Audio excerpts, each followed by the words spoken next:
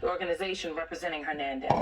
Lindsay, it is good to see you as always. Talk to us about the latest that you have heard from your client, from his family, where he is now, and where this case goes from here. Well, I wish I could give more news about what is currently happening with Andrei, but unfortunately, since the day that he was disappeared to El Salvador, March 15th, we've had absolutely no contact with him, and neither has his family. And to my knowledge, no one has had any contact with the men who are in the SITCOT in El Salvador. They are being held completely incommunicado. We have been to court twice in an immigration court in San Diego on Andrei's case. And in fact, the last time we went to court, the court asked the ICE prosecutor for an update on where Andrei is, what is happening, what they plan to do in his case. And even the ICE prosecutor had absolutely no answers, which is really a stunning admission in a courtroom from a government attorney to say that they are unsure of how they're proceeding in his asylum case. While our client sits in a prison in El Salvador, and we have absolutely no idea whether he is being tortured, whether we have no idea what is happening to him. So just a stunning admission from the ICE prosecutor. You have, Lindsay, the president of El Salvador coming to the U.S. on Monday, and the Trump administration is making a big deal of this visit, and of course there's conversations that say, the president making the claim, well, we don't know how we get him back. Well, put him on the plane with the president. And bring him back that way, because what you did was wrong. Let's listen to Trump about sending criminals to El Salvador, generally speaking. If he would take them, I'd be honored to give them. I don't know what the law says on that, but I can't imagine the law would say anything different. If they can house these horrible criminals for a lot less money than it costs us, I'm all for it. But I'd only do according to the law. So the president of the United States doesn't even know what the law is. Doesn't know the extent to his legal actions are in violation of the rights, the due process rights of individuals like Andrei. Talk, if you will, about that aspect of this case and why it's so important for Americans to understand. Number one, that Andrei is not a horrible criminal. He has no criminal record, number one. And number two, coming for Andrei is the next step is coming for you, the hairdresser, the small business owner, the family man, the teacher, who has a tattoo that the government deems to be an example of gang affiliation. When in fact the three crowns that he has is not that, but in reference to something that he's very proud of culturally. Or someone like myself that was preaching the gospel out of the same book that all these other churches claim that they believe in, which is the King James, or a format from the King James pertaining to the Holy Bible, and being treated the way that I was treated for the past 30 plus years. So don't say that this can't happen to you. Don't say that, even though you're supposed to be in a democracy type country. And I did say type, because a full democracy, somebody preaching the gospel is not supposed to be attacked. And they're not supposed to impend various entrapments or try to do a smear campaign on this individual just so that he'll look bad in the eyes of the people. But that's exactly what various state governments and this federal government has done, beginning in the very beginning phases of the lifespan of the Windmill Ministries missions here at 291 Thompson Road, Sharon, Tennessee, Z-Club 3255. And if you don't believe me, come and look at my records, providing that you even care. Most of this material that I put out to the world, it's as if I just was supposed to be speaking to a tree, because I know individuals know of my story. They know of my testimony, and they know that I can prove it, but yet still don't have a movement still don't see a grass movement coming out of the South, but yet now we're seeing our neighborhoods, we're seeing our communities, we're seeing our children, we're seeing our families, we're seeing our country torn to smithereens. You go figure. Pertaining to the wicked and the demonic, the cold-blooded reptilians that are walking and talking amongst us. Talk to us a little bit about that and give the American people a sense of who Andre is relative to this idea of him being a criminal and the impact that this is having on him, but also could have on all of us. You know, I've been trying to keep out of this particular subject matter pertaining to this individual that got arrested and basically sent to another country pertaining to a prison illegitimately. And there's no doubt, from what I can tell, from what I've heard, from the evidence of what the court or what the media has presented, he shouldn't have been arrested. But it just goes to show you how lame and how two-faced, how hypocritical that various people working in various government agencies, regardless whether it be the president or the mayor down the road in Weakley County or in Obiah County, it just goes to show you how lame that these people are towards not wanting to admit to their faults. They want us to be punished. They want us to be recorded regarding the boo-boos that we make, but whenever they make them,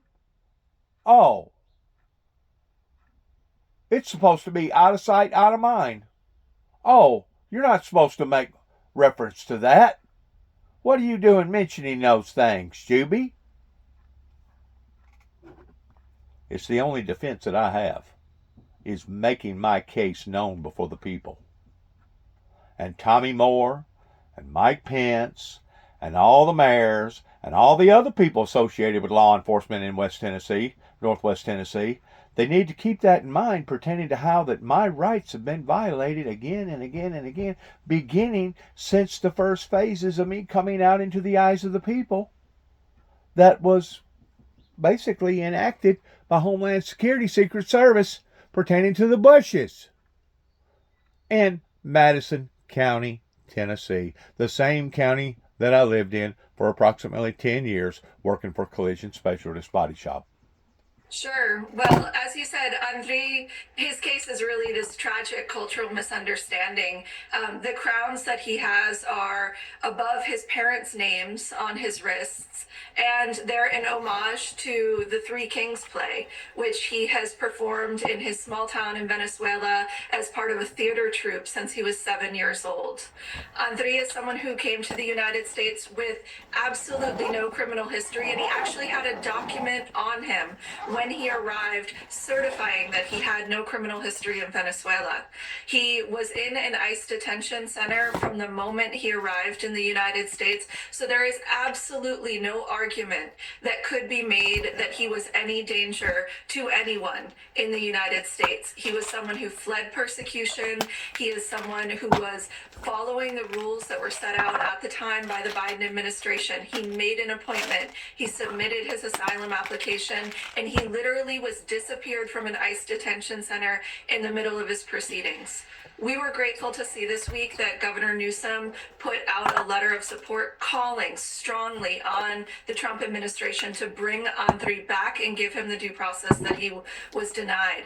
And I was particularly glad to see that Governor Newsom asked the question that we have been asking over and over, which is, if this can happen to Andre, if this can happen to someone who's seeking protection, to someone with no criminal history, to someone who with absolutely no affiliation, if this, we're not even calling it a deportation because there was no process, but this disappearance, this forced rendition to El Salvador can happen to someone like him, who is next? It could be legal permanent residents. It could be U.S. citizens. It could be any of us. And so that is why we need to make sure that we are, standing strong, and we're glad that our governor here in California is doing that with us, to say that sending people with no due process to a place like El Salvador and, ignoring the due process rights that we have under the Constitution is not acceptable, and it results in gross human rights violations like what is happening to our client currently.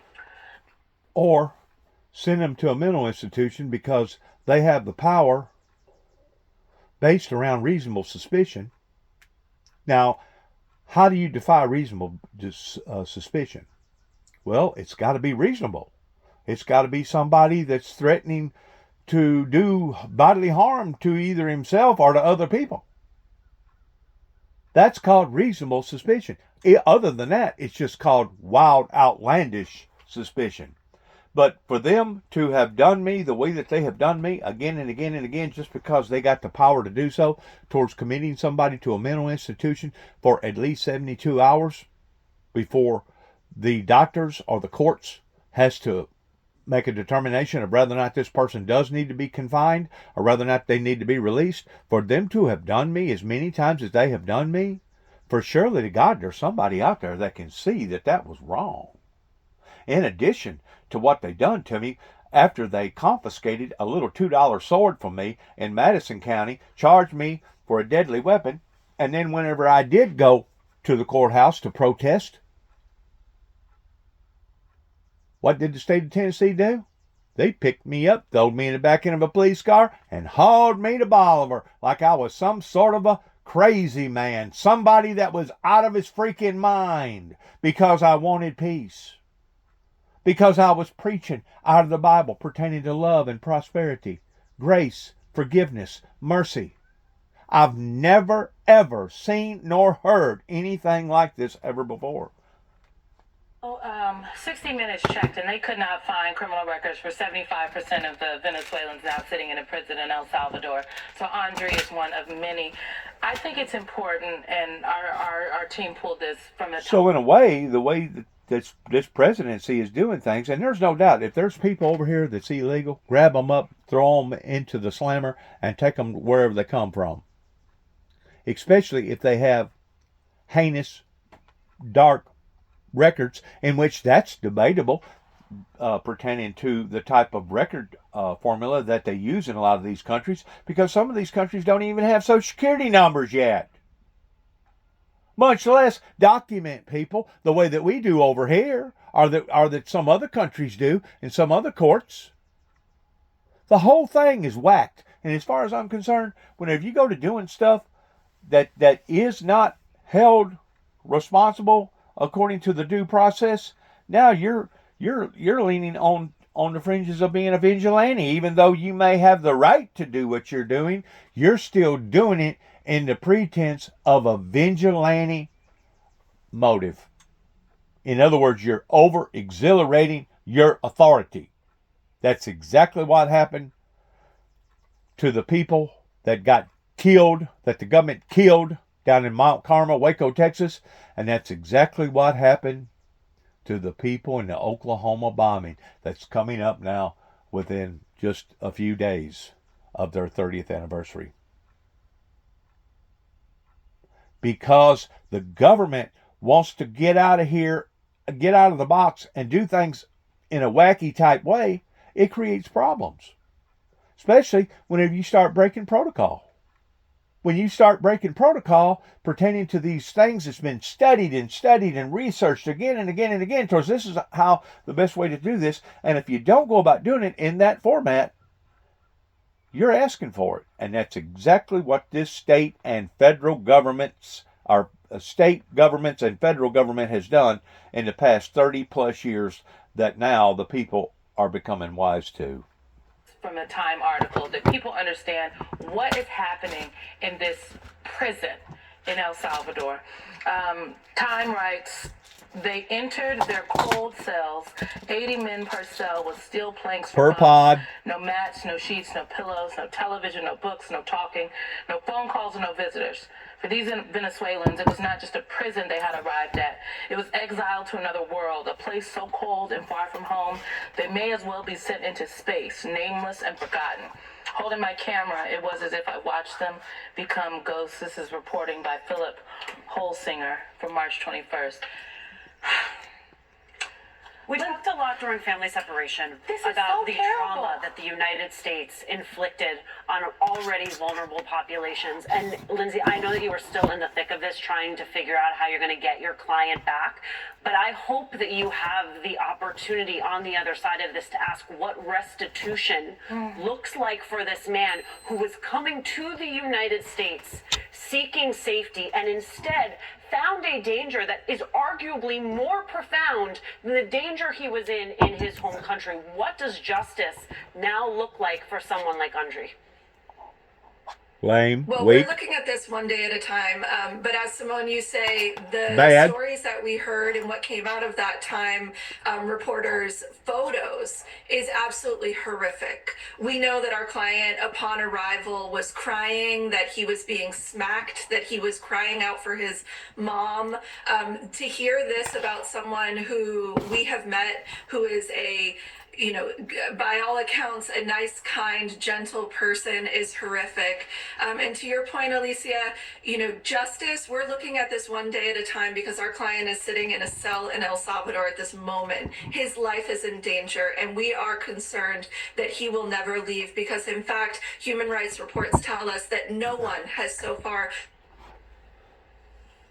It's a disgrace. It's an absolute disgrace.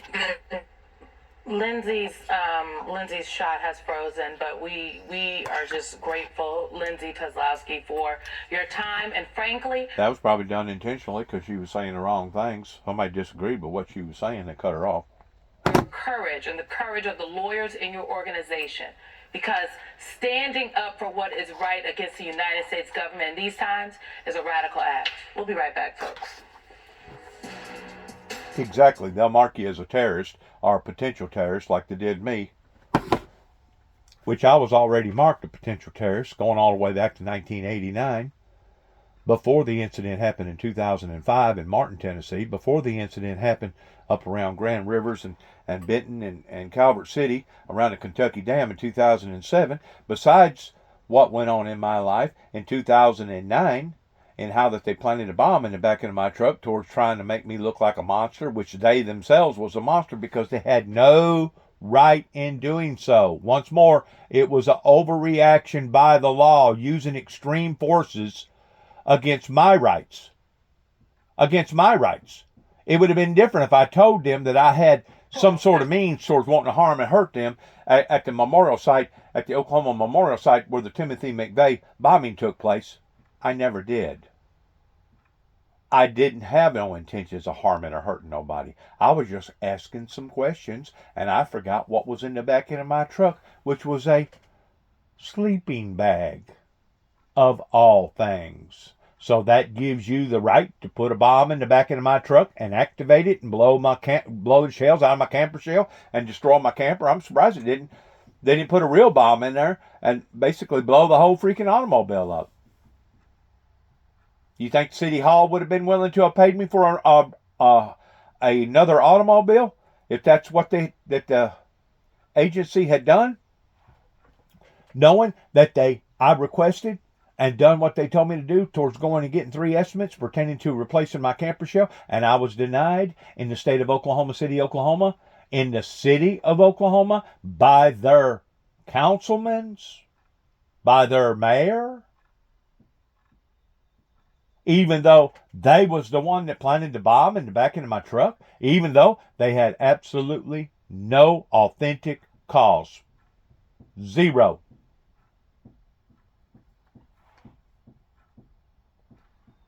Still rather unclear. The Foundation for Individual Rights and Expression says, quote, by surveilling visa and green card holders and targeting them based on nothing more than their protected expression, the administration trades America's commitment to free and open discourse for fear and silence. And I've tried to make the case that it wouldn't have mattered if I would have had, pertaining to separation between church and state, it wouldn't have mattered if I'd have had a purple cloth in that enclosed showcase box that $2 sword was in. It wouldn't have mattered if it was a bugle. It wouldn't have mattered if it would have been a cross. It wouldn't have mattered if it would have been anything whatsoever that represents my belief. religion, especially the religion of the Lord Jesus Christ pertaining to the gospel, out of the King James. They had no right in intervening the way that they did. Homeland Security, Secret Service, Madison County, Tennessee. But they did. I still say, going back to the core of origin pertaining to my life in general, whenever I made the telephone call in 1983 after my life had almost been taken on 2 different events, the first time was an accident, the second time was after my doctor committed suicide, and 2 weeks later, my dad tried to take my life again with 64 staples up and down my belly, even though I'd already lost 9 units of blood. Whenever I made that telephone call to the White House about the Antichrist 40 years ago, that was in 1983. Actually, it's now 41 years. My whole life changed dramatically, instantaneously, just because I was trying to glorify God and the Lord Jesus Christ because of the things that had occurred in my life, that if it wasn't for Him, I wouldn't have been able to have survived the ordeal, the first ordeal in 1983, much less the second ordeal, much less all the other ordeals that my life has been spared abundant amount of times again and again and again, towards giving all the glory, honor, and the praise to the Lord Jesus Christ. I've never seen nothing like this. We are in a very, very dangerous state here in America, to the point that basically anything could happen. I mean, if you can take airplanes and turn them into missiles and kill almost 3,000 people in an event in less than, 3 hours, yeah, anything can happen. Just like COVID, that happened to us. All these other ordeals that's happened, anything can happen to us. And it wouldn't surprise me if I woke up in the morning and I was in heaven, because maybe a nuclear bomb already done went off here in America around this area and basically took me out, which would actually, in a lot of degrees, would actually be a blessing in disguise, because it would get me out of this hell and this torment that these cold-blooded demons, these reptilians, has put me through, that I can prove. But I still don't get no positive response from the public. I still don't get no positive response from the authorities. But yet now our world continues to get torn and worn and separated and battered and ravaged again and again and again. And if it's not being ravaged in one format, it's being ravaged in other formats pertaining to the forces of nature. When are the American people going to wake up? Because I promise you, God will only accept and take a certain amount of this, and then after that, He will put His foot down. He will stop it, even at the course of bringing death and destruction even to the innocent, the same way that He did during the Great Flood. Because you know good and well, whenever the flood occurred, not everybody was wicked. Not everybody was sinful. Not everybody was adults. Not everybody had come into the arena towards being bad people. There had to have been some good people that died during the flood. Did that stop God from destroying the world? No. Will it stop God this time from destroying the world? No. We are nothing but a bunch of fools if we think that we, as a society today, can get away with stuff that other generations before us has not got away with. We are nothing more than fools if we think that we can overpower or dictate or manipulate God. Because God's commandments don't change. God's not wish-washy like they are down here pertaining to the earthlings. Could you only imagine if God was this wish-washy, how people would really feel about God Almighty and the Lord Jesus Christ? If one day He went by this set of rules and the next day, we ain't going to go by that set of rules, we're going to go by this set of rules. It's insanity. And it's evil, and we're going to keep on till we cross that line, till we go over that Rubicon, and whenever that happens, then it's over. us now at the table, MSNBC. It's over whenever that happens. Eugene Daniels and MSNBC contributor and Voto Latino president and CEO Maria Teresa Coma. Can I just make one point and say that anti-Semitism is an issue. It's an issue, just like racism, frankly, is an issue. There have been acts taken against Jewish people that are unconscionable. You know, synagogues have been like bombed. Bad things have happened. But what the United States government is doing is not trying to talk about that, in my estimation. But do I have that? Am I reading this wrong? I mean, they're like you said in that read, Michael, it's not clear what they mean by it, right? It'd be one thing if they said, you know, anyone who's been They're wishy-washy. convicted of bombing firebombing a synagogue will lose their, you know, green card or whatever. That's not what they're saying. They're saying we are going to determine what anti-Semitism is. We're not going to tell you what it is, which is something that we have seen over the last few months, is that they feel like they get to dictate it, but they also don't have to explain it to us as reporters who often ask for more clarity on a lot of these things. And then everyone else is just going to have to get over it, right? That's what we're seeing, and that's what's going to seem like it's going to continue. And when you talk to Democrats, when you talk to Jewish activists about these kinds of things, they have their concerns about this kind of stuff too, because of the lack of clarity. Because they can be rounded up. There are Jewish people who have been a part of the Being protests hijacked. in favor of Palestine, right, and Palestinian rights and human rights. Being hijacked. Will they get swept up too? Does a Jewish person get taken? Does it get sent out? Those are the kinds of questions that we don't have answers to. You just see them chipping away at immigration in this country. And one of the big things we saw this week was there was, you know, an app that was set up by the Biden administration in part so that people would have a pathway through which to apply for asylum, to come to this country. And they were trying to alleviate some of the wait time at the actual border.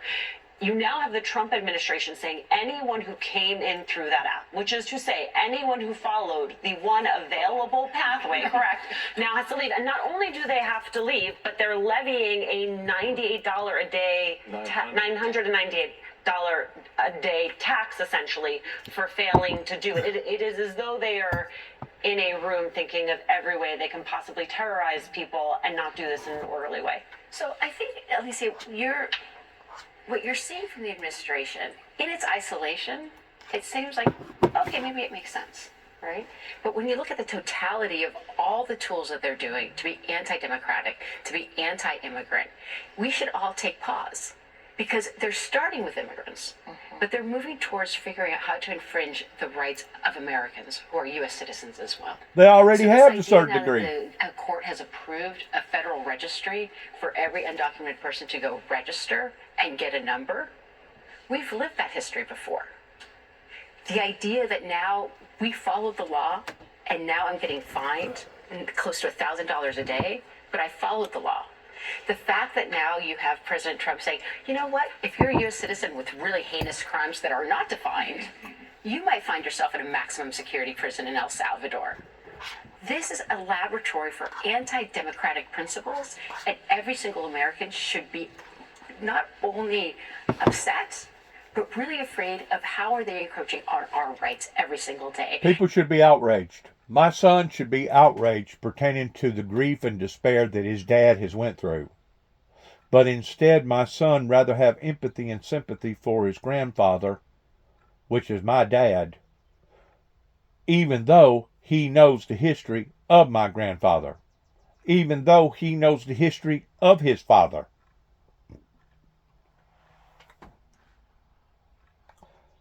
No wonder he come And when up people here. say, well, I don't know. No wonder he come up here a little bit before Thanksgiving and tried to pawn me off on $100 buy off or pay off, trying to free his consciousness to some degree because of that in which what he's been a part of. Wasn't just one person, wasn't just two people, wasn't just 100 people. We're talking about thousands of people that engaged in this movement towards wanting to destroy the founder of the Windmill Ministries missions, because they was not going to have nobody like me stepping out onto the front line in dictating and dominating and telling anybody what to do over here in the good old USA, because it was going to disrupt their comfortness. It was going to disrupt their leadership. It was going to disrupt the lie that they had been telling everybody for years and years and years, that now suddenly they was going to have to backtrack on.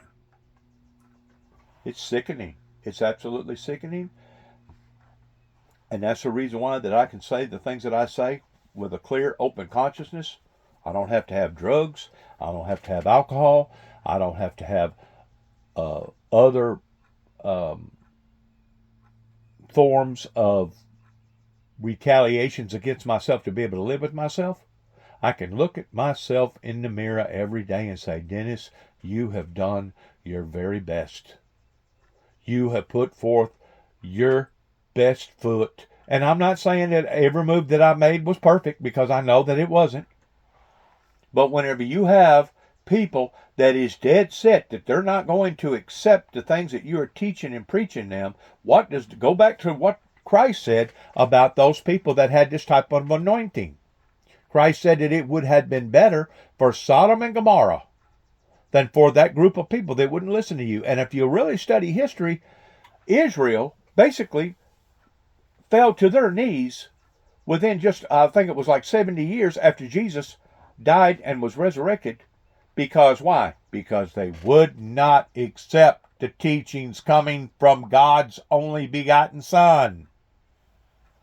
And how many other people have we seen come forth in history in other parts of the world, including this one, that would not accept the warnings, would not accept the advisories that people was giving them, and because of it, they suffered tremendously. We have seen that again and again and again, and that's the reason why I say that if we think that we're above and beyond retribution that has occurred with other generations and other cultures, we are only fooling ourselves. Fooling ourselves, period. Say that, hey, we are here just protecting you guys. We love you guys. That's what we're focusing on. The immigration issue, during the campaign, we saw how Vice President Harris started to speak about it a little bit differently, because the American people are in a different place than they have been. So they have been creative in doing that and setting it up that way. However, do people give a damn? It's Democrats, it is activists, it is their job to make people give a damn. People don't wake up in the morning like we do, reading everything, right, looking at all things, calling all the sources, right, calling members of Congress to talk to them and talk through all of these issues, talking to judges and law advocates and lawyers. And so you have to... They're not micromanaging our government. You know why? Because it hadn't come home to them yet. But it's coming. Just as the Walmart slogan used to be, coming near a neighborhood near you in some form or fashion. And the more people continue to be quiet, the more people that continue to be scared, the more people that continue to take their head and stick it in the sand and act like an ostrich, the more people that don't stand up in recognizing the rights of others, one day their rights is going to be possibly in jeopardy too as well. Whenever I went up here at Martin, up here at the Weekly County Gazette, or whatever the name of it is, a little rinky-dink paper up here that basically works directly out of the court system. Everything that gets transferred out of the courts is supposed to be public record. And I explained to them that what had occurred in my life pertaining to Central Baptist Church and Randy Brundage, pertaining to First Baptist Church there in Martin, Tennessee. They looked at me and they said, Mr. Jackson, we understand how you feel, but you're going to have to find a different means of transportation towards getting your message out, because we're not going to help you put your message out, even though it may be verifiable, even though these things may have occurred in your life. We're not going to participate in harming and hurting our own people, even though what you're saying is the truth. So, picture that. Proof is in the pudding towards just exactly where your smaller media per se people are. They've done the exact same thing to me up here in Waverly, Tennessee. Humphreys County, Tennessee, whenever I was up there protesting, the way that they done me up there, I went to the media up there, small time little old paper. You got them basically in any town. You got one, basically a county, and then you got the towns. Everybody wants to keep up with everything going on in their little region, in their little area, which I don't blame them. That's a good thing. But whenever I went up there to those people up there in Waverly, and I explained to them what had occurred, their opinion was, so what? Ain't none of our concern.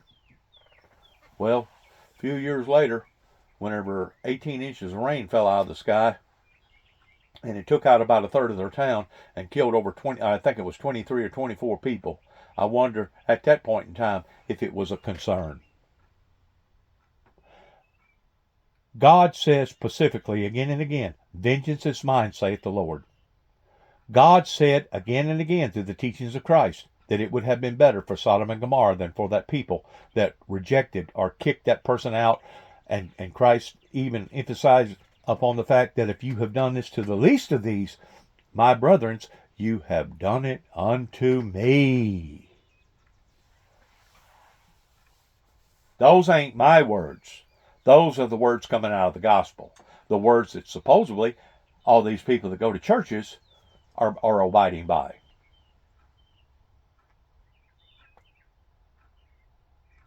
Holding her thought, I also understand you have a special surprise. Maria Teresa Kumar.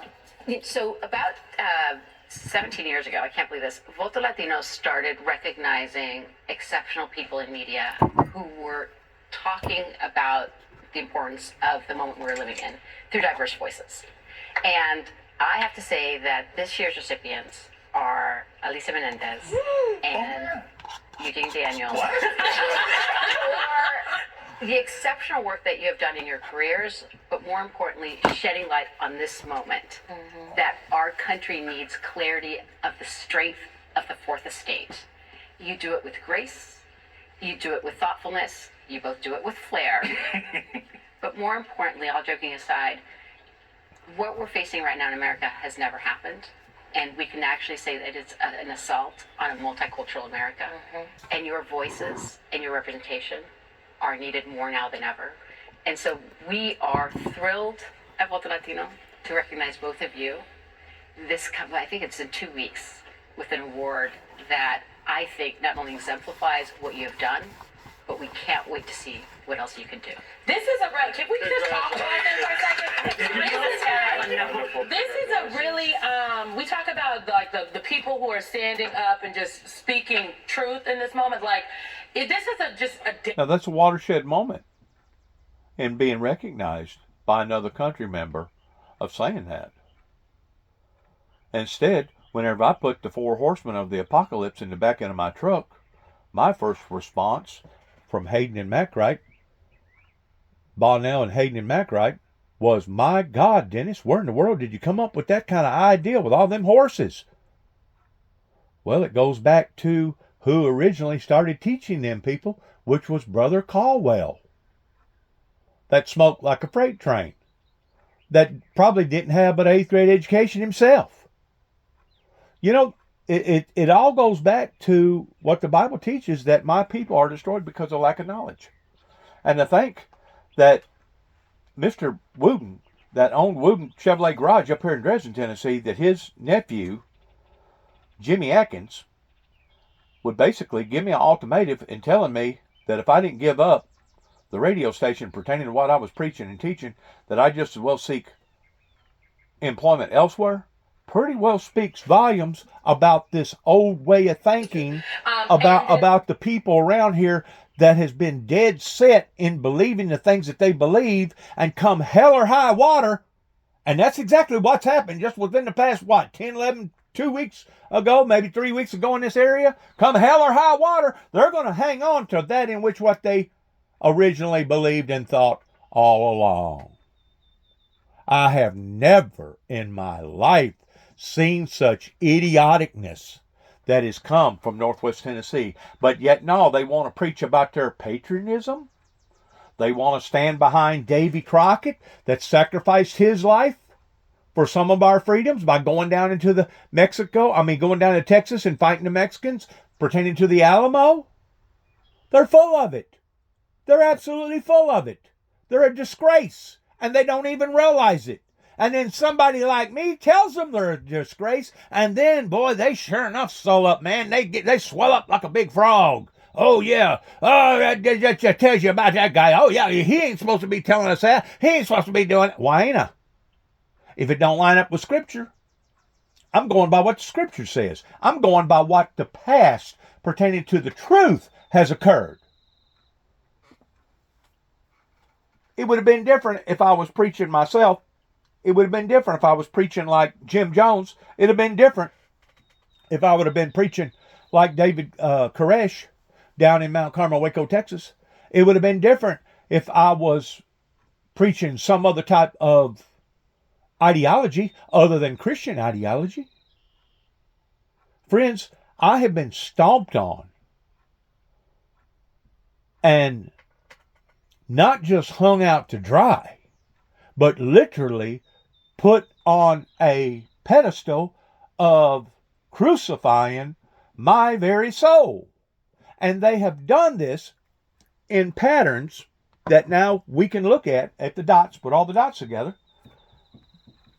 that now has basically a strong case in why would they have been so consistent in doing this again and again and again and again. Every time I stood up for the Lord Jesus Christ pertaining to this message. I mean, you keep in mind, it was my third and fourth wife that basically crucified me in the aspect of telling me that if I stood back up for what I believed in pertaining to believing in one day that there was going to be a great revival and hoping for peace, that I just as well get ready for a divorce. And sure enough, as soon as I stood back up for the Bible, within just a matter of about 2 months, she had abandoned the house, taken everything out of the house, and left me high and dry. Because of me standing back up for the teachings of Christ. Not the teachings of Muhammad, not the teachings of Buddha, not the teachings of Allah or some other type of teachings. I mean, there's thousands of different religions out there, but there's only one true religion, which is the religion of the Lord Jesus Christ. And unless you have a true relationship with God's only begotten Son, basically all you have is religion. You don't have a relationship. And that's one of the reasons why that this country has went in the direction that it has towards being steered to the far left versus the far right. And basically we have the Reagans and the Bushes and various preachers, various churches, corporate churches, or whatever you want to call them, so-called churches, that steered us off into this darkness, steered us off into this storm. And now, since we're in the storm, we're attempting to exchange one dictatorship for another. I think it was, I forgot what movie it was, where the guy had one of his sons get killed and he had to fight, even though he didn't want to fight, Braveheart or something like that, that basically said the same thing. Why would we want to trade one dictatorship for another? Well, when it comes to separation of church and state, first of all, in a sense, part of that is incorrect, because during the Civil War era, it was the churches at that point in time in understanding, realizing, my God, we've made a harsh mistake here. The wrath of God has fallen upon to our communities. The wrath of God has fallen up into our lives. We're actually killing and shooting one another like a bunch of vigilantes or a bunch of animals. And then, and only then, was society willing to say, well, you know what? Go back to the churches and see what they got to say. So at that point in time, it was the churches that was making recommendations in how the thing should have been handled politically in that country, in our country, America. It was all it, and you know what? If that's what it takes to break the camel's back again, then that's what it would take. But don't come knocking on my door blaming me, because I've tried to warn you. I've tried to give out advisories. I've tried to open your eyes. Nobody wanted to listen. Nobody wanted to support. Nobody wanted to back. Couldn't rally the people then.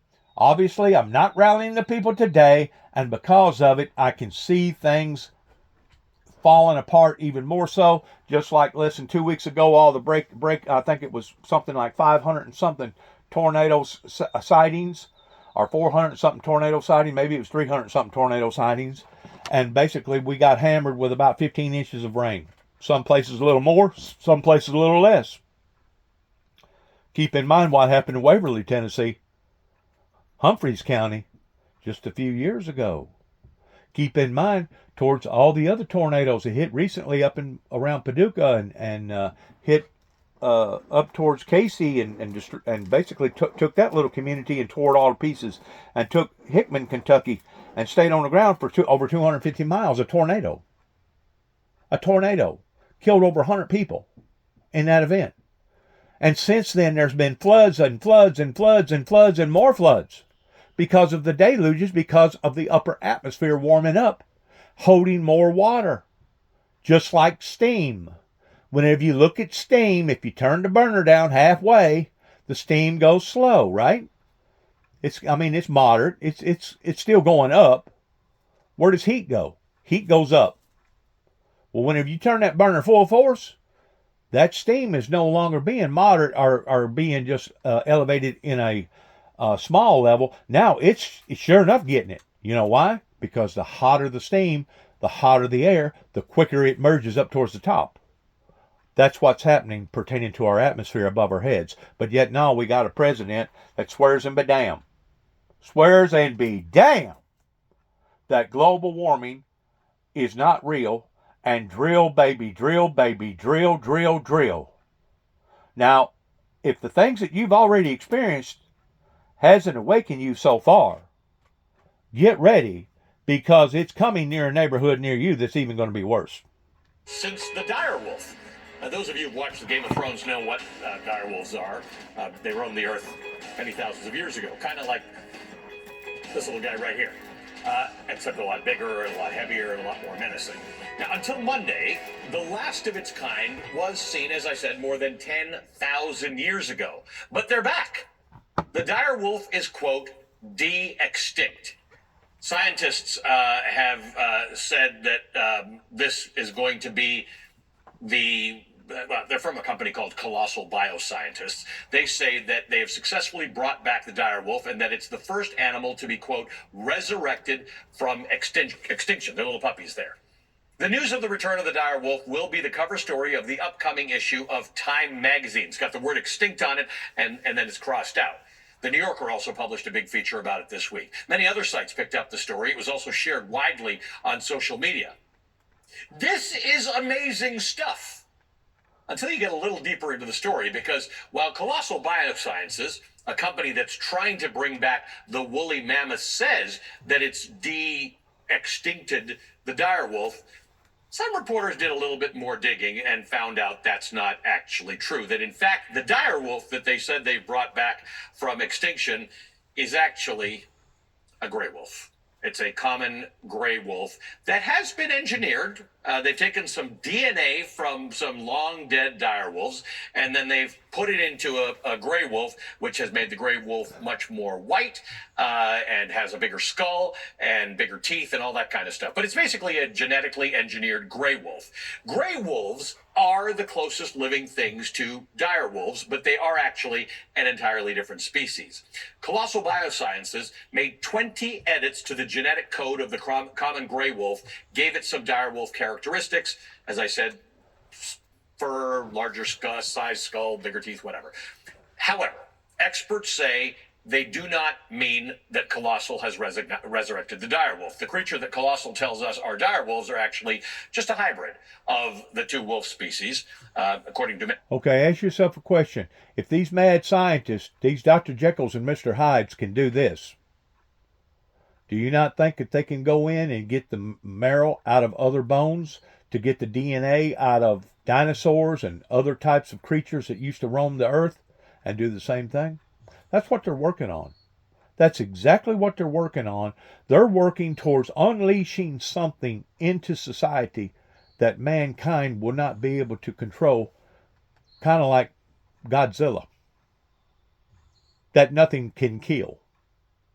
And we may not have to actually engineer that, because if we wait long enough pertaining to the meltization of the icebergs up in the North Pole and the South Pole, eventually something probably is going to merge from the meltization of all that will put us into harm's way as far as dealing with either a disease or possibly something even worse that will be horrifying to society. Not quote the art of the deal Horrifying or to some society. masterful negotiation. Horrifying to The society. president, his allies, and White House press team have been trying to convince an increasingly skeptical audience of Americans and global investors that this is all part of a grand strategy and not simply the stupid, destructive, policy-bereft chaos that it actually is.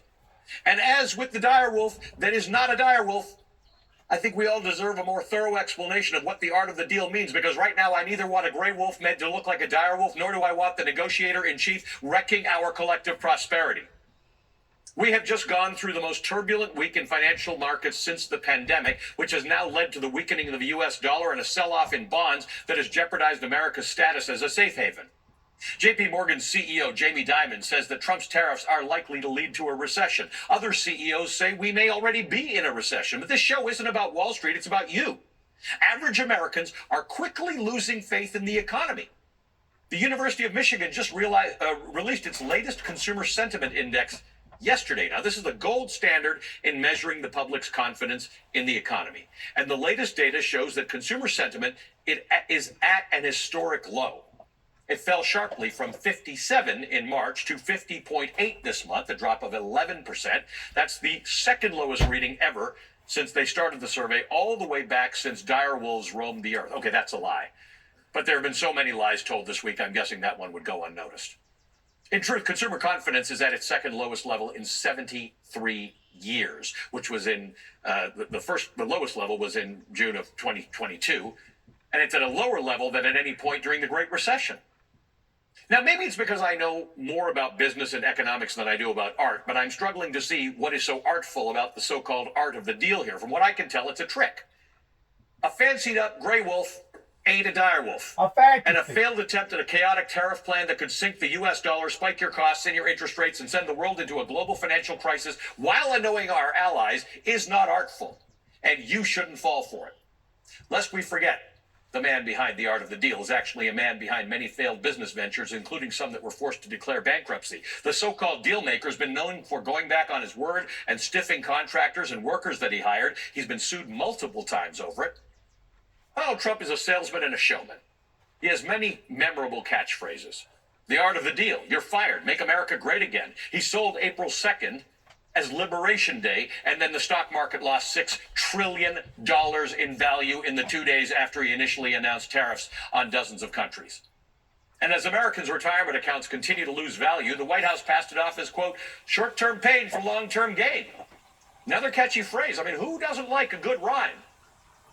Joining me now, Jim Acosta, an independent journalist and host of The Jim Acosta Show. He's the best-selling author of The Enemy of the People, A Dangerous Time to Tell the Truth in America. Also with us is Michael Strain. He's the Director of Economic Policy Studies, Senior Fellow at the American Enterprise Institute, and Professor at Georgetown University, the author of the book, The American Dream is Not Dead, but Populism Could Kill It. Good to see both of you. Thank you for being on the show. Jimmy, let me start with you because let's put the economics aside for a second. We've been gaslit. This week. And I think people need to understand that if there's short-term pain to be had in the economy for long-term gain, one might be able to make that argument that it's a worthwhile endeavor. But there's no strategy here. There's no thing underneath this. No, I mean, Trump is hungry like the wolf, you might say, for tariffs, but he has not been able to make fetch happen, Ali. And I will tell you, it's been sort of like watching an episode of Jackass. Remember the old show on MTV where the teenagers would jump off their parents' roof into a trash can or something, and they would all get a bunch of laughs. I mean, that's sort of like what Trump and Peter Navarro and his advisors have been doing this week with the economy. And I will tell you, I mean, one of the big tells, I mean, everybody was talking about what was taking place on Wall Street and the bond markets and so on. That is always something that will move Donald Trump, what happens in the markets. But the other thing that will move him is poll numbers. And, a Quinnipiac poll came out just a couple of days ago showing 72% of Americans do not have a good view of what Trump has been doing with these tariffs in terms of how they're going to impact the economy. And those are devastating numbers. He's already sunk to some like 41% in this poll. You're seeing other polls reflecting the same thing. And he has taken a huge hit with the public. And I suspect, even in MAGA, they're howling at the moon because, there's a lot of buyer's remorse going around all over. Forgive all the wolf puns, but you got to go in there. I'm grateful for it. Michael Strain, thank you. You've been on the show so many times. And generally speaking, if I've got you on the show, it means that there's some danger that we're going to talk about some slightly boring, wonky stuff, but that it's important and you're so good at it and you make it very accessible. And I know you didn't come with props, but let's just talk about the bond market for a second. Most Americans don't think about it, right? You probably never have to think about treasury bonds, but boy, they affect your life much more than you understand, specifically as it relates to interest rates. Generally speaking, when you see trillions of dollars leaving the stock market, the place they generally go for sophisticated investors, and I mean countries and sovereign wealth funds, is into the bond market. That's safe. You buy a bond, you're basically buying the American dollar. And when that happens, the price of the bonds go up, interest rates go down. That didn't happen this last week. So the money that came out of the stock market went somewhere, and we're not sure where. Normally, the place money goes is to the U.S. dollar. What happened? Yeah, that's right. And I apologize in advance. I'm not going to be able to come up with a lot of wolf puns in my answer like Jim was able to do. The thing that really worried me, Allie, is the correlation between asset classes. So we saw bond yields go up at the same time we saw the dollar weaken. Look at what happened in the 2008 financial crisis. There was turmoil in financial markets. There was a great deal of concern about how economic outcomes were going to look over the coming years. We saw bond yields go down and the dollar strengthen. And the reason for that is because global investors poured money into the United States, because the United States is the safe place for your money when the world is going down the tubes. Exactly the opposite happened this week. Yep. We saw bond yields go up and the dollar weaken because investors were pulling their money out of bonds, they were pulling their money out of stocks, they were pulling their money out of dollars. That's normally the kind of thing we see happen in an emerging market, in a developing country, and it was shocking to see it happen in the United States. And in my judgment, it was a direct reaction from global investors to what they are perceiving as a lot of incompetence in the formulation and execution of economic policy on the part of the Trump administration. So, Jim, you have traveled around the world, and one of the reasons why, when there's some kind of global financial emergency, money doesn't go into the Indian rupee or the Hungarian currency or the Turkish currency or the Argentine currency is because you're not quite sure how the rule of law is going to work. If I invest in a factory there, will the factory still stay, or can the government just take it away from me? Do they have a rule of law in courts that do these things? In America, whether you like the president or you don't like the president or the president's policies or not, generally speaking, you have understood that there is rule of law, there is stability, there are not rash measures taken. It's a big deal when we start getting lumped in with other countries, as Michael just said, that are thought of as emerging nations. Yeah, there's no question about it. And Donald Trump knows all of this. I mean, for Pete's sake, he used to have ties made in China and Bangladesh. I mean, he knows how the global economy works. He knows why products have been manufactured overseas and then imported into the United States for decades now. He's participated in that economy. And you're right, Allie. I mean, I've traveled all over the world with Donald Trump when he was president the first time around, and he would meet with Xi Jinping. I traveled with him to Vietnam. He understands how the global economy, or he should understand how the global economy works based on those travels. I think he is just hell-bent, and he's been hell-bent for some time to pursue this tariff policy. And this was just this last week was the week where they put their hand on the hot stove. Just like he's been hell-bent on all these other matters pertaining to the election being stolen. Just like he's been hell-bent on other matters. Have you noticed that all of a sudden, like Elon Musk, you don't see a whole lot more of him this past week with all this uproar going on? I still say that the wealthy people, the richest of the rich, those that sits at the table or at the spear of the pyramid, thought that they was going to do something like this using reverse psychology, that if they could make it so disruptive in making it that much harder on everybody else, that once they felt the pain or seen the pain coming down the pike, that they would automatically come to the table in agreement. Well, this is what we're going to have to do. Everybody's basically going to have to start down from ground zero. All these numbers, all these figures is only damaging all of us, and we're going to have to pull together in making a one world currency or a one world global exchange that everybody's going to have to honor. I say that there was a strategy in behind this madness, though it was a far cry in succeeding.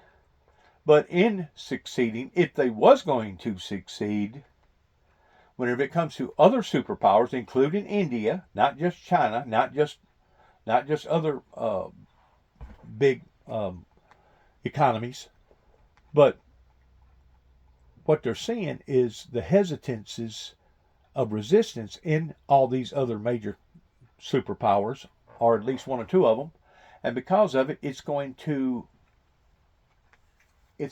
delay the successfulness of what they're trying to attempt, and as it delays the successfulness of what they're trying to attempt, it's going to prolong the damages that are going to happen now to that many more people, not just in America, but throughout the world.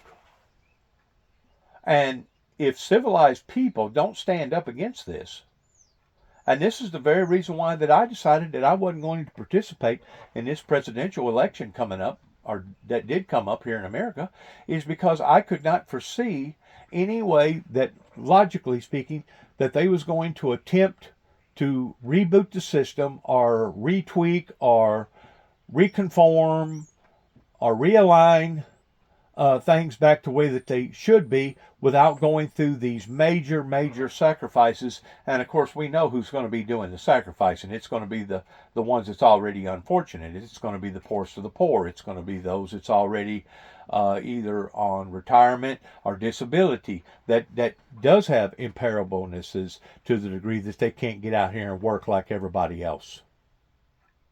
We have the Reagans and the Bushes to thank for this.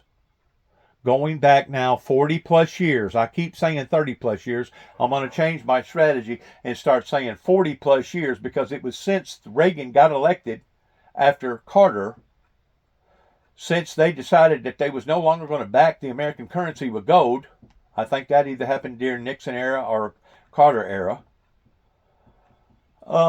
This thing has went south, friends.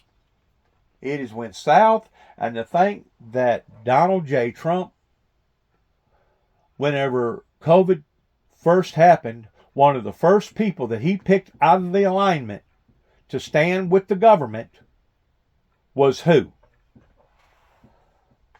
The first one off of the Fortune 500, which was the Walton family. Standing with Walmart. And how many times did we hear Walmart promise, well, we won't have shortages on this, or we won't have shortages on that. Well, you know what? Whenever it comes to the toilet paper shortages, as far as I'm concerned, Walmart had just as many shelves that was bare as everybody else did. Now, Walmart was one of the first ones to pick back up and start filling their shelves back up with toilet paper. But how many of us went through that during COVID? We've seen that. In addition towards seeing the confusion, the mass confusion that was created by this particular same government agency, the Trump government presidential agency, that basically we seen fistfights in midair of people that was fighting and depriving each other, and people losing their jobs, regardless whether they was nurses, regardless whether they was military personnel, because they wouldn't abide towards either taking the shot or wearing the mask. This has been a chaotic scene, anarchy from the get-go. And now it's even becoming more and more extreme. And if we the people don't put an end to it, odds are it's going to put an end to us. And if we think that we're exempt from this, if you think that we are beyond this type of retribution, just hang around and you'll see what's fixing to occur. And it ain't going to be a pretty sight. So whenever they speak about that they wanted peace, especially here in the Northwest Tennessee area, those that shamefully went up against the teachings of the founder of the Windmill Ministries, they're only blowing smoke, my friends.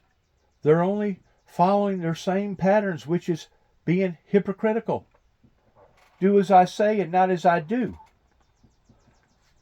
Wanting to punish society for their mistakes, while their own personal mistakes don't even get recognized, much less punished. To week basis. I think this is also an indication of political reality asserting itself, that the president kind of realizes that if iPhones cost thousands and thousands of dollars, that's going to make him unpopular. Again, we're seeing a problem of competence. We're seeing a problem of competence in planning and executing this policy, and that's spooking businesses and markets. Trump, Jim, you've covered the Trump administration before, the first time around. What is, I'm loath to call this policy because I don't even know what it is. It's just stuff. Yeah. It's kind of nonsense and messy. But what's, I would love somebody to answer for me what the end goal is here. Donald Trump talks about bringing manufacturing back, but a lot of the countries we've imposed tariffs on manufacture things that there's no chance we want to manufacture. We're not looking to bring sock manufacturing and T-shirt manufacturing back to America. We would like semiconductors and things like that, which is interesting. What do you get the goal to be here?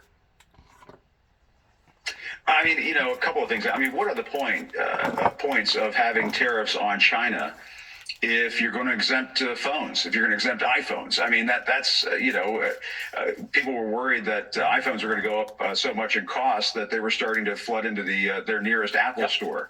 I'm kind of puzzled by this whole thing because I've been on the campaign trail with Donald Trump a gazillion times, and just about every one of those rallies was within 5 square miles of a Walmart, which primarily relies on Chinese-made products. There you go, to sell to the public. And so this whole thing has been sort of ass backwards the whole time. Sure. And, when Caroline Leavitt, who's sort of doing the same thing that Sean Spicer and Sarah Huckabee Sanders used to do, when she comes out and says, this was the art of the deal that you saw this week. This was the art of the squeal. This was basically consumers, people on Wall Street, political pollsters, all going to Trump and saying this is not working. And he had to back off. And I suspect, he put a 90-day pause in place. I suspect in 90 days, there will be another 90-day pause. It'll be sort of like when Infrastructure Week was 2 weeks away. It's always 2 weeks away. Maybe it'll be not always 90 days away. Yeah. And I have to tell you, Ali, I think one of the things that is very concerning to me, and I talked about this with Elizabeth Ward on my podcast yesterday, is whether or not there was some kind of market manipulation going on. When Donald Trump gets out there on Truth Social at 9 a.m. and says, now is a good time to buy, and 4 hours later he lowers these tariffs, or he puts the pause button on these tariffs, and then he's bragging to people in the Oval Office about how much money they've made, people like Charles Schwab and so on. There's something fishy going on there. And she's calling for an SEC investigation, and you just have to wonder whether some of this was part of the reasoning. And what it was planned to the rich getting richer and the poor becoming poorer. The hases versus the has-nots. The 1%ers versus the 99%ers. And now, since enough of the 99%ers has been affected, they're starting to squall and bawl. I think last weekend alone, there was over 1,000 different protesters, 1,000 different protester groups spread all over America and America alone, not counting what's going on in other countries right now. Senior fellow and the director of economic policy studies at the American Enterprise Institute. He's a columnist at Project Syndicate and the author of The American Dream is Not Dead, but Populism Could Kill It. Coming up, when Donald Trump returned to office in January, he promised to end the, quote, weaponization of the federal government. Now he's using the power of the presidency to order investigations into his perceived political enemies who have not been... Whenever Donald Trump, after the event happened in North Carolina and Eastern Tennessee, South Carolina, parts of Georgia and Florida, pertaining to the hurricane that hit basically about 8 months ago, whenever they seen that, their eyes was open to the fact that they are basically powerless whenever it comes to the forces of nature. And it was so startling to them that Donald Trump, he wasn't even president at that time, but he made sure that he showed a bit of empathy or sympathy by going out to places like that and putting in his 2 cents, which, nothing's wrong with that. That's a good thing. But we know that within about 6 months after that event happened is whenever the event happened out in California towards all the fires. It was at that point in time whenever Donald Trump, or even legal terms, 83 days into this administration, brought up the fact that, we needed to privatize. We needed to privatize FEMA to where FEMA was state for state versus it being federal. Well, you know what that's telling me about doing that? That's telling me that the federal government can already see. Accused him of treason. Taylor posted on X hours after the order was signed saying, quote, "I said this would happen. Dissent isn't unlawful. It certainly isn't treasonous. America is headed down a dark path. Never has a man so inelegantly proved another man's point," end quote. This comes at a moment when we're seeing at breakneck speed the Trump administration taking retributive action against any person or entity that Trump deems adversarial. The New York Times is even keeping a list titled plainly, "Who Trump has targeted for retribution." Earlier this week, when it was published, it was 50 people long, including government officials, Biden family members, law firms, universities, media organizations. Now we can add Chris Krebs and Miles Taylor to that list. Neither Krebs nor Taylor has committed any crime. All they did was tell the truth. But this is the era in which we now live. Trump is now, by executive order, sicking the Justice Department on those who dare to defy him. Joining me now to discuss this is Bradley Moss. He's a national security attorney and a partner at the law firm. What I was going to say is, after the fires, was whenever Donald Trump went to California, recognizing their red tape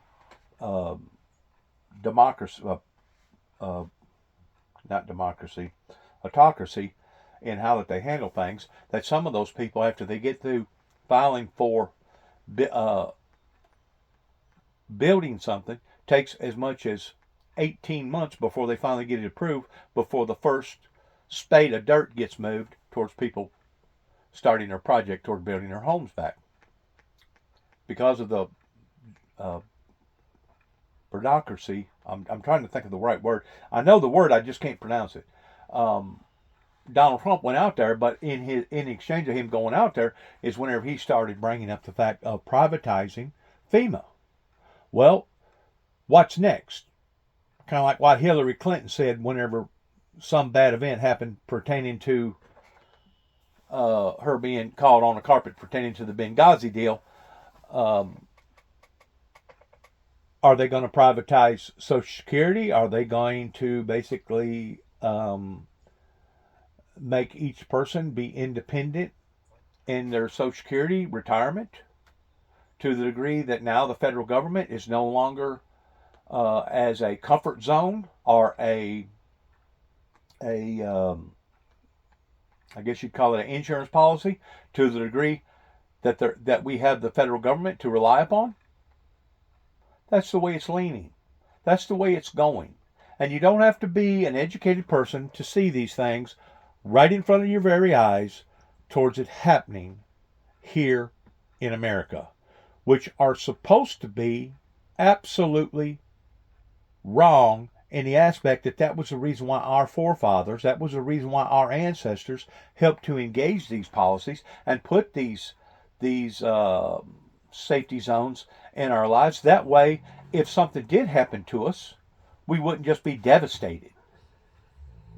We wouldn't just absolutely just come to naught. In other words, kick them out of the region, kick them out of the community, and let them become homeless towards walking around. But then again, if you got a tent and you're in Obion County, or if you got a tent and you're in Henry County, and somebody decides, well, we're going to move all them tents, somebody goes up there with a DCAT backhoe and basically pushes all the tents down and tells everybody they need to go somewhere else and stay because you can't stay here.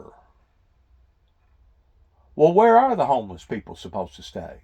Where are the decent people of society supposed to put these people that have become homeless? And the next question is, what has caused these people to become homeless? Was it the unfair practices of this government that done that?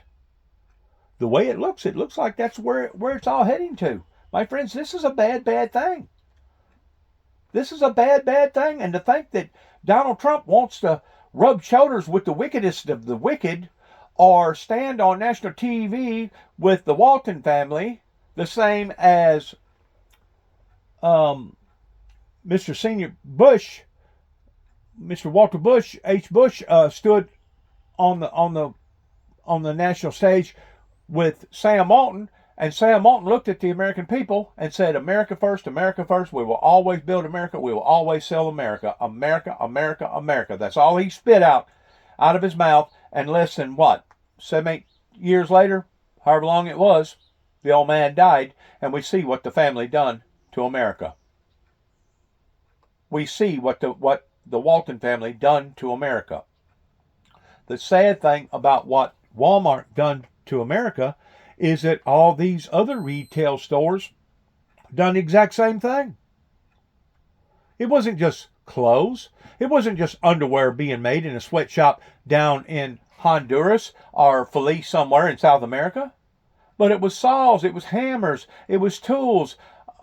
It was every product you can imagine that now is being transported from all these other countries, coming over here, putting it on the shelves and selling it for about 2/3 of what the American people could build it for.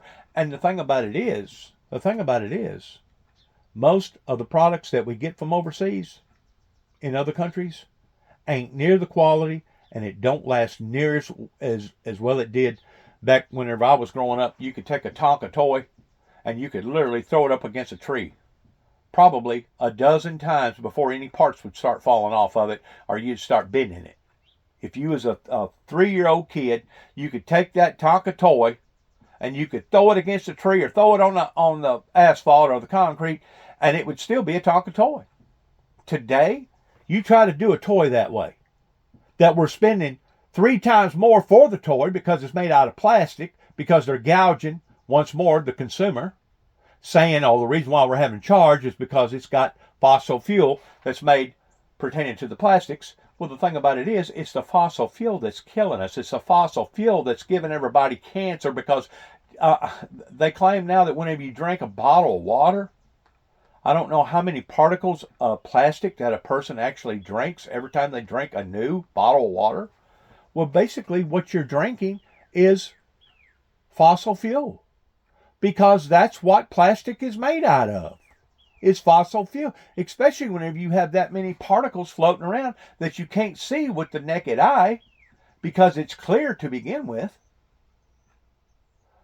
There is something going on that is making people sick, that is killing society off, and I tend to wonder if all this wasn't planned out towards population control, that even our United States government has been a part of, because there has to be a feasible reason why, whenever Donald Trump was president the first time, how come somebody pertaining to our national, international, global disease people did not put the brakes off on knowing that there was a problem over in China, that some sort of disruption had occurred, but yet no, there were still airplanes coming out of China and going into China. There was still boats coming from China going to other parts of the world, and other boats going back, a few boats going back.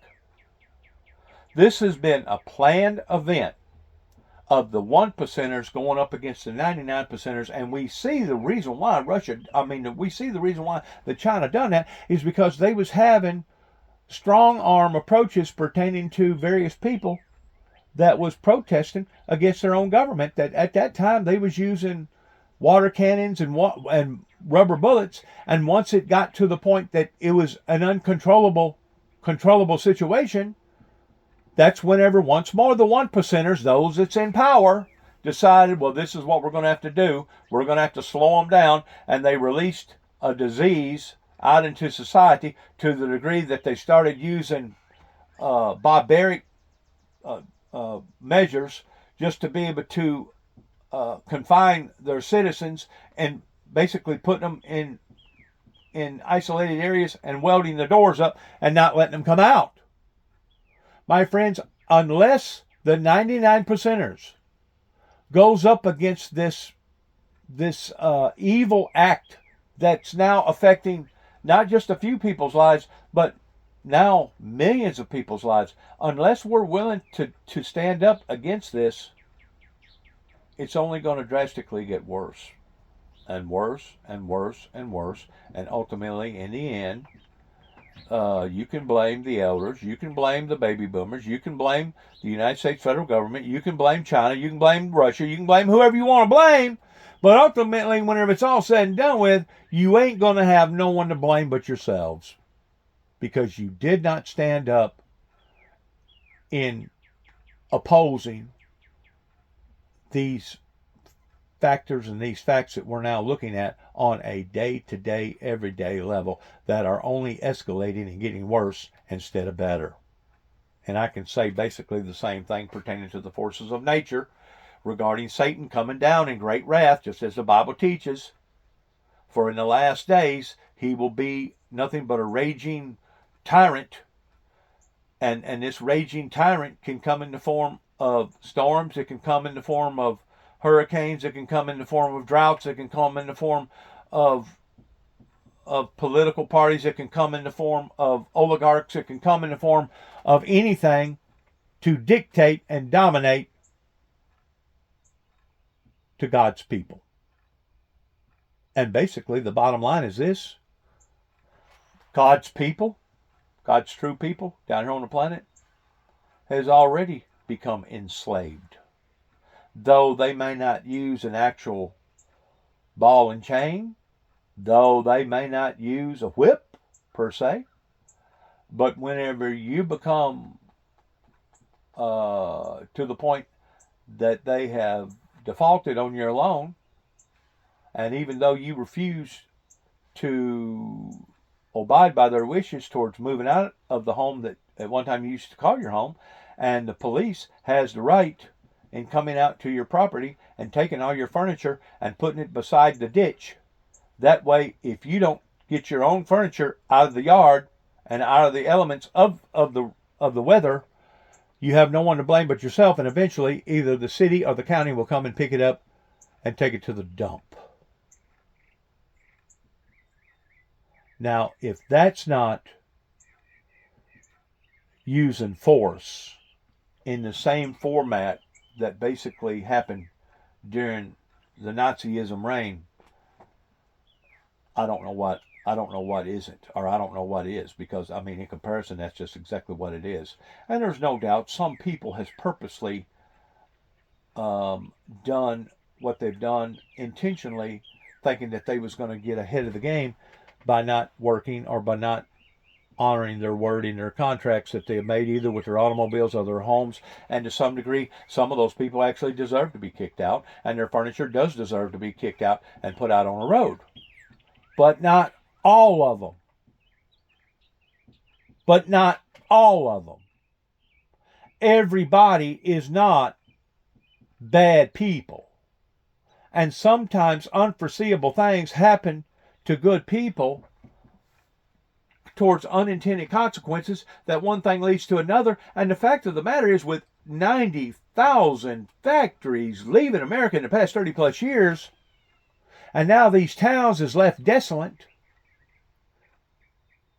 we want to pick once more on the dope dealer or the dope taker or the alcoholic or the person that don't even want to turn the news on to know what's going on. You know why they don't want to know what's going on? It's because they already know what's going on. This is part of the travesty that began back in the 80s and the 90s with the Reagans and the Bushes that has put us where we are. But yet, no, I don't see nobody going and confiscating none of their material funds. I don't see nobody going to Nancy Pelosi and getting none of her money out of her bank accounts. I don't see nobody going to that Mitch guy over in Kentucky. It's worth over $400 million, and taking none of his contents, his assets away from him. All these other politicians, they may not have $400 or $500 million, but some of them's got a whole lot more money than what you'd ever thought. Why? Because they was burning the candle on both ends, and they wasn't working for the people. They was working for themselves. How many times have I used Dick Cheney as a example that went into power, that basically stole the elections from the Democrats pertaining to Al Gore of the Hanging Chad down in Florida, And whenever Katrina hit, it was Dick Cheney that went into power, basically worth somewhere, give or take, around $4 million. But whenever he left after 8 years, he was valued at over $40 million. But yet, no, he didn't make but like $250,000 a year in his vice presidency. You know, I'm not the smartest knife in the drawer whenever it comes to arithmetic. But if you add up $250,000 times 8, it does not come up to $40 million. So where did all that other money come from? You got it. Conniving the people. Stealing from the taxpayers. Why, young Bush was blowing up bridges. Here would come Halliburton. Here would come Dick Cheney in behind what Bush had done towards rebuilding the bridge back. In other words, the American people was paying at that time during Desert Storm and Desert Shield and even other Afghanistan wars and etc. for 10 years, we was paying to have things done in being destructive, but then we would turn around and pay some company out of the same taxpaying pool money to build it back. How freaking crazy is that? And ultimately, you know who came out on top? It wasn't the American people. It was people like Nancy Pelosi. It was people like the Clintons. It was people like other people that I'm talking about. Now, I'm not a politician. And really and truly, by rights, I really shouldn't be sharing my opinion with the public this way, because God has called me into a ministry. God hasn't called me towards being a mayor. God hasn't called me towards being a doctor or a governor or a senator or a congressman or some other type of branch of government. God has called me the same type of calling that God called Billy Graham Sr. into the ministry. Or just using just one example, but there's probably thousands out there that I could use, that God has called these men and women into the ministry to help provide a better sound way of life for society, not just in the church sector, but also in the public sector. But the way things is going right now, my friends, really and truly, we have nobody to blame other than those that could have taken the reins, could have taken the bull by the horns, but chose not to. And as we're seeing this even get worser and worser and worser, this is my question. This is my $1 million question. Where is the worstest going to come from? And when is the worstest going to come from? Well, I can give you a strong indication about the worstest. It's going to be similar towards how God destroyed the old primitive world during the dinosaurs. It's going to be similar towards how God destroyed the original old world pertaining to the Great Flood. And it's going to be very similar towards what's going to occur, futuristically speaking, if we don't change courses immediately. We're talking about being thrown off into a humongous, horrible situation called the Great Tribulation that will be unlike, according to the Bible, any other time of trouble that the world has ever experienced or went through. Now, if that's what you want to go through, continue to do what you've been doing towards basically sitting on your hands, taking your head and sticking it into a hole like an ostrich. Continue to be silent about these matters. And that's basically the trajectory that not just the American people are on, but the rest of the world. Now, I have spent endless amount of, not hundreds, but thousands of hours making different videos, trying to express my sympathies and my empathies, trying to give people good, strong advice, telling them where we have went wrong, telling them where I believe that we could make changes without it being so disruptive in so many people's lives, but nobody wants to listen to me. once more, I don't see no reaction. Oh, they quit attacking my brother and I after my brother died in 2017 because they got a little bit too rough around here with us. Yeah, David's own peers, my youngest brother, David Jeffrey Jackson, had died at the age of 51. Oh, they quit coming out here throwing stones and aggravating us and tormenting us and sabotaging us and basically destroying our property and cussing us like we was dogs and daring us to come out on the highway to get in a pissing contest with them. Oh, they pretty well stopped some of that to some degree. Every now and then there'll be a loose screw that'll come by that'll rev up his motor or spin out his tires or act like an idiot out here. But by and large, it's slowed down. You know why it slowed down? It didn't slow down because of the aftermath that comes from the Weakley County judicial system here in Weakley County pertaining to the courts in Dresden, Tennessee. That's not the reason why it slowed down.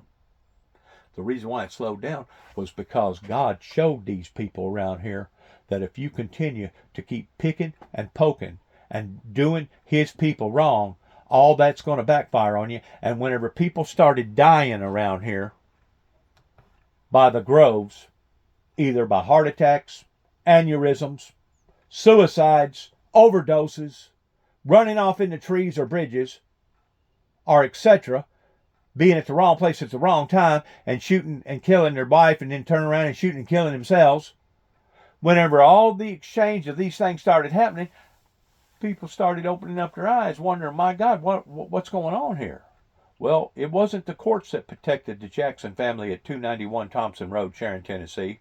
It wasn't the courts that protected my brother at 430 Beech Grove Road, Sharon, Tennessee, zip code 38255, because obviously my brother David done just exactly what he said that he was going to do, that he was not going to be run off from the property other than leaving in a body bag.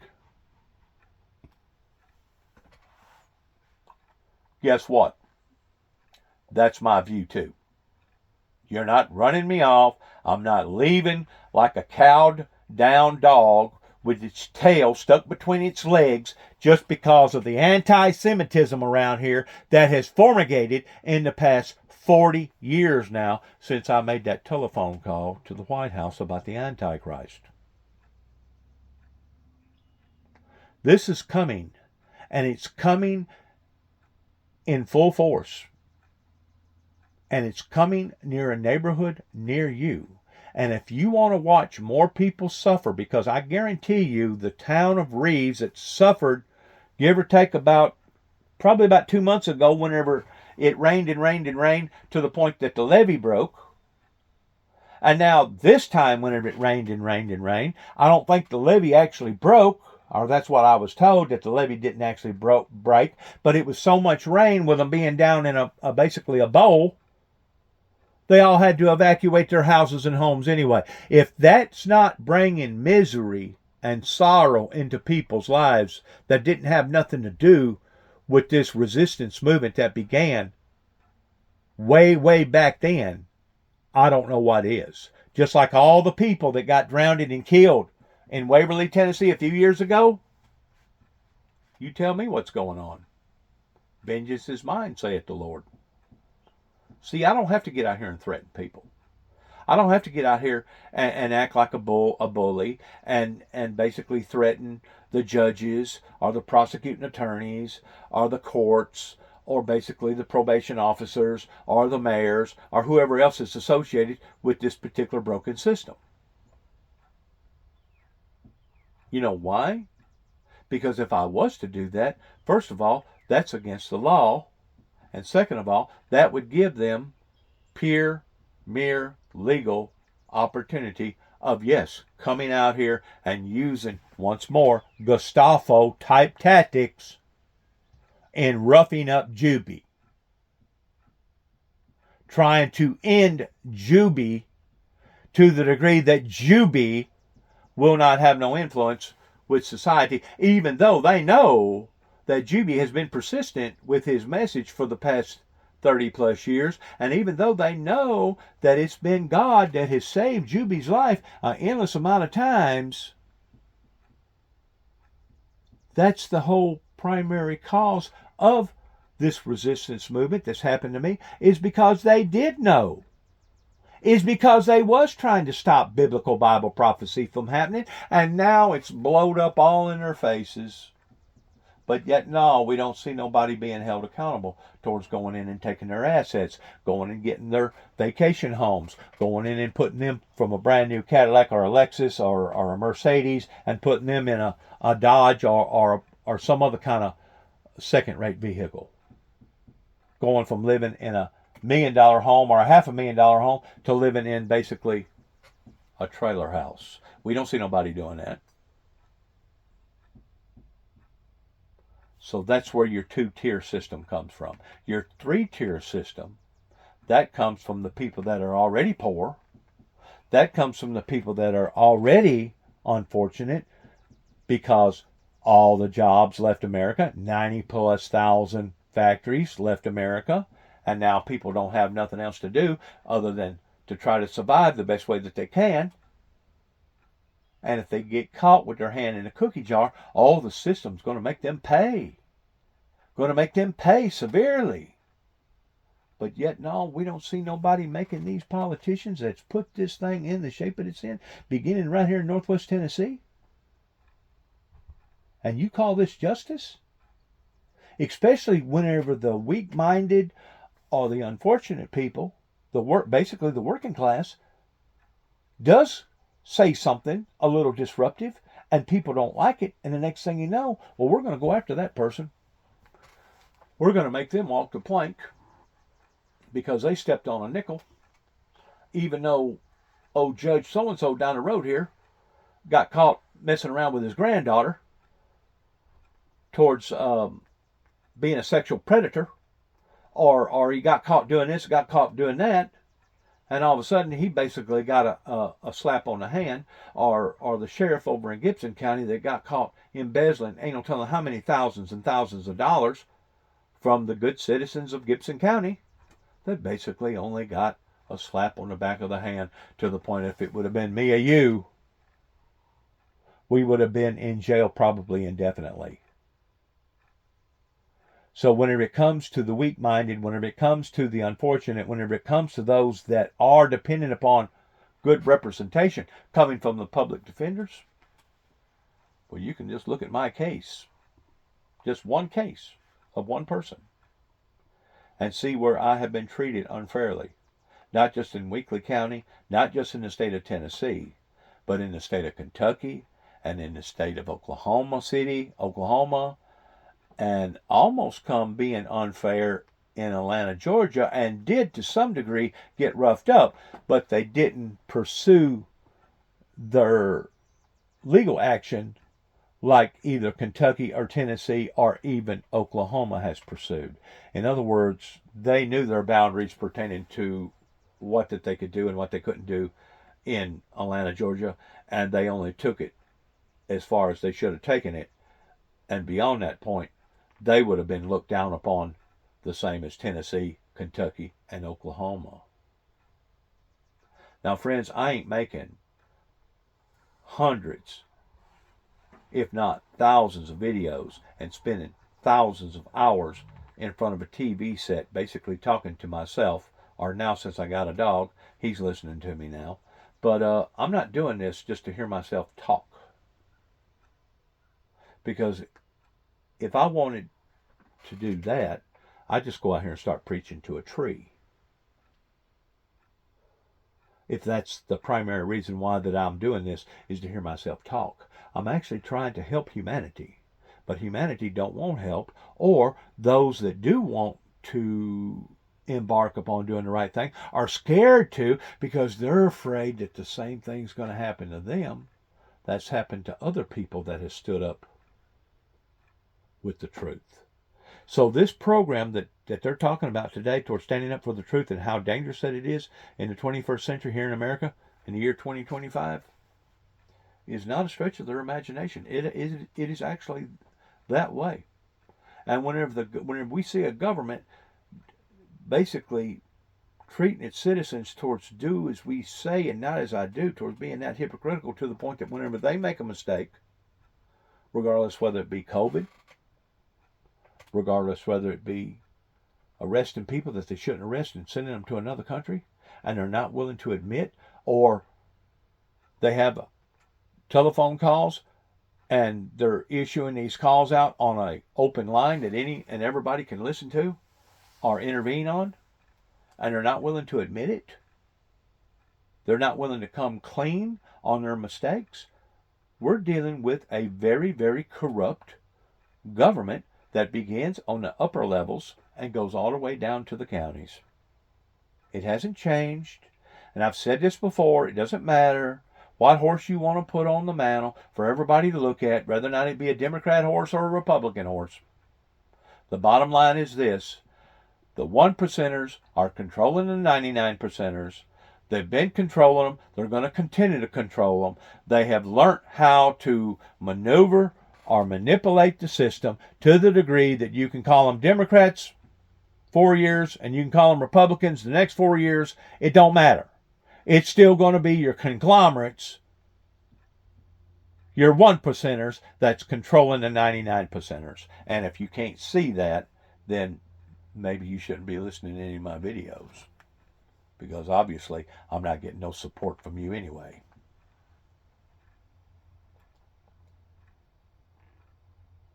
Consideration, and without listening to any contrary views. In the past 48 hours, Donald Trump has just given us a pitch-perfect demonstration of why legislatures are necessary, why checks and balances are useful, and why most one-man dictatorships become poor and corrupt. If the Republican Party does not return Congress to its role, to the role it is meant to play, and the courts don't constrain the president, this cycle of destruction will continue, and everyone on the planet will pay the price. Was that meant to be hopeful or a dire warning? I'm afraid in this context it was a warning. Look, the way our Constitution was written, the president is not supposed to have this much power. He's not supposed to be able to issue orders to arrest or harass, rather, innocent people. He's not supposed to be able to decide all by himself the fate of the world economy. There is an enormous role for Congress to take back control of tariffs, which it legally should have. There's a role for the courts to stop the administration. So the piece was an attempt to remind people. But see, that's a joke also. You know why? Because it's them that allowed for this to get in the shape that it's in. A lot of these people, they haven't resigned. They're still working in the shadows. Some of the stuff that Donald Trump does talk about is truthful. Whenever he talks about the enemy being from within, they actually are. But it's the same way down on the lower levels too, pertaining to your state and your county. Now, we're all in behind the 8 ball, and it's just a matter of time before guess who's going to suffer and guess who's not. I don't think I have to spell it out to you. I'll give you 3 guesses and the first 2 don't count towards who's going to be the ones to pay for this. Just like that preacher, whenever I first come back to Tennessee in 2014, before all the big hullabaloo set in with me coming back to this particular area that I was raised up in all my life, from just knee-high to a grasshopper, that explained that the United States government, by giving out all these freebies and giving out all these entitlements to all these different people, is the same thing as a drug dealer that would try to get a bunch of people hooked on his product, and then after you get those that you basically your customer base hooked on your product, then you start making demands and telling them, oh, well, okay, you can get the 8 ball, but by doing so, you're going to have to do sexual favors for me, or you're going to have to do A, B, and C for me before I'm going to help you out anymore. In other words, you get them hooked on the product, and then you dictate to them towards what now the dictator is expecting for those that's hooked on the product to do. If that ain't evil, I will kiss your you-know-what and give you an hour to draw up a good crowd, because I will kiss your tail right in the middle of the brown spot if that's not evil. And now, you're going to take all these entitlements away? Or you're going to dictate to us by telling us what we must do or must not do to be able to maintain those same entitlements that we call entitlements today? I don't call them entitlements. As a matter of fact, the whole thing is all in the left field, to the degree that whenever I was growing up, you earned what you got, or you didn't get it. Our parents consistently told us children that money didn't grow on trees. And you know what? We believed them. Good luck to all of us. God bless America. God bless our troops. And God bless each and every one of us. Shalom. And heaven help us all. God bless you.